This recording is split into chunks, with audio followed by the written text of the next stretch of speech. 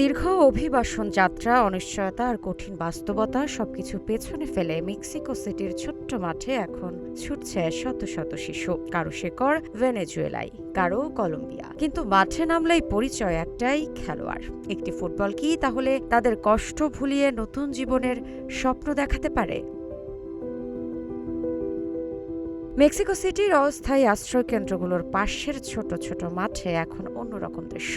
দৌড়াচ্ছে শিশুরা, পায়ে ফুটবল, মুখে হাসি। অথচ এই শিশুদের অনেকের পেছনেই রয়েছে দীর্ঘ ও কঠিন অভিবাসন যাত্রার গল্প। কেউ এসেছে ভেনেজুয়েলা থেকে, কেউ কলম্বিয়া কিংবা পেরু থেকে। নতুন দেশে এসে অনিশ্চয়তার মধ্যে বেড়ে ওঠা এসব শিশুর কাছে ফুটবল যেন হয়ে উঠেছে স্বাভাবিক জীবনে ফেরার একটি পথ।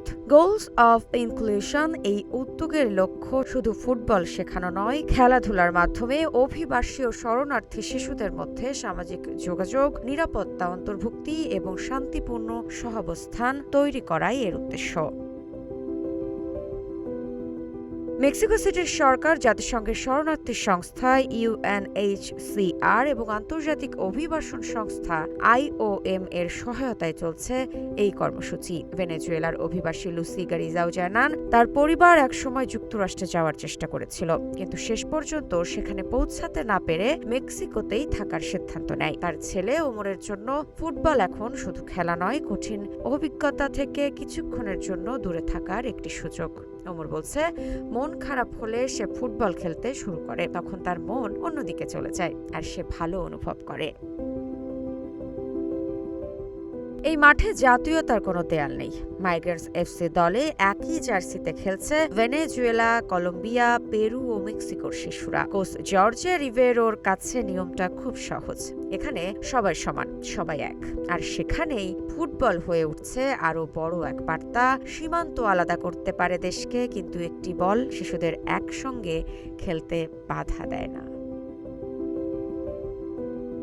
তবে এই উদ্যোগের গুরুত্ব শুধু মাঠের মধ্যে সীমাবদ্ধ নয়। অভিবাসন সংকটের মধ্যে মেক্সিকোতে থেকে যাওয়া শিশুদের জন্য নিরাপদ পরিবেশে বেড়ে ওঠা, নতুন বন্ধু তৈরি করা এবং অতীতের কঠিন অভিজ্ঞতা থেকে কিছুটা স্বস্তি পাওয়ার সুযোগ তৈরি করছে এই মাঠ।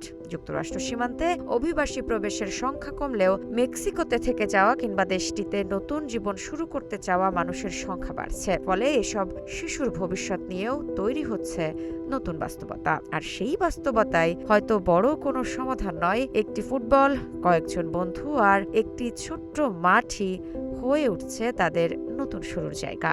একটি বল, একটি মাঠ আর সীমান্ত পেরিয়ে নতুন জীবনের স্বপ্ন দেখছে শত শত শিশু।